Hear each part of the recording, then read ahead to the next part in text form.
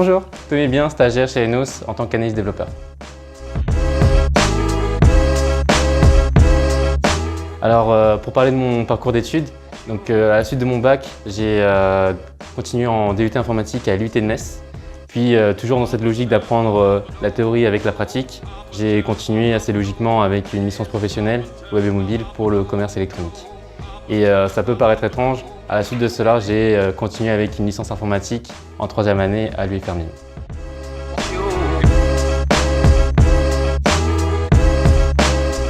C'est vrai qu'en tant que stagiaire, c'est toujours très stressant d'arriver dans une entreprise où on est un peu dans l'inconnu. Et du moins, en tout cas, moi, c'est comme ça que je l'ai ressenti.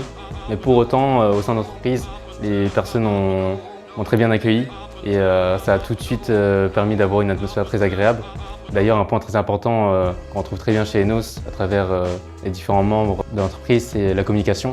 Et c'est vrai qu'avec les bureaux open space, par exemple, ou les différentes salles de pause ou les salles de meeting, c'est quelque chose qui est beaucoup favorisé au sein de la société et qui aide beaucoup à l'intégration en fait, au sein de l'entreprise. Et du coup, toutes ces choses-là font que c'est toujours un plaisir d'arriver au bureau.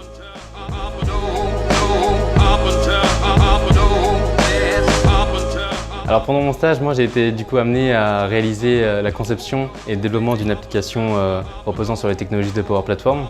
Autrement dit, des technologies comme Power Apps pour l'interface de l'application ainsi que la manipulation des données. Power Automate pour l'automatisation des tâches et des actions de l'application. Power BI pour l'analyse et la visualisation des données. Et Common Data Services pour la gestion de la base de données.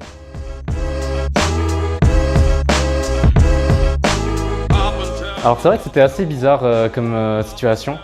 Pour autant, avec Enos, on a su s'adapter assez rapidement. En fait, étant donné que les ressources sont stockées sur Internet, du coup, il était assez facile pour moi de travailler en télétravail.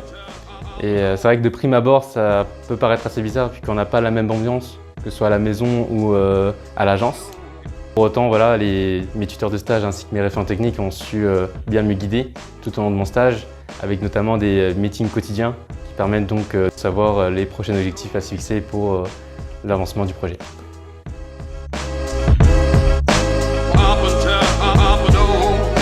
Alors moi personnellement, c'est mon 3e stage chez Enos.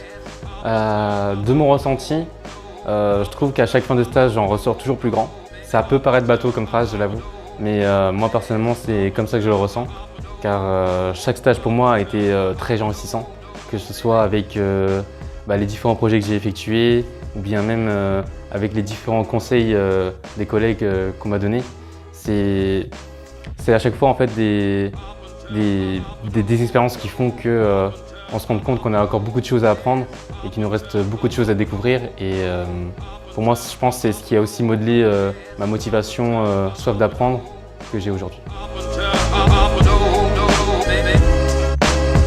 Alors de mon expérience personnelle, je dirais de ne pas hésiter tout simplement à poser des questions.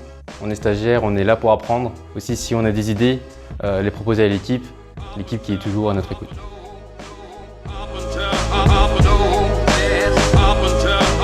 Alors pour finir, je dirais qu'au-delà de l'expérience professionnelle que j'ai acquise tout au long de mes stages, je dirais que c'est également l'expérience humaine qui m'a beaucoup marqué et qui a confirmé ma motivation à continuer dans ce domaine.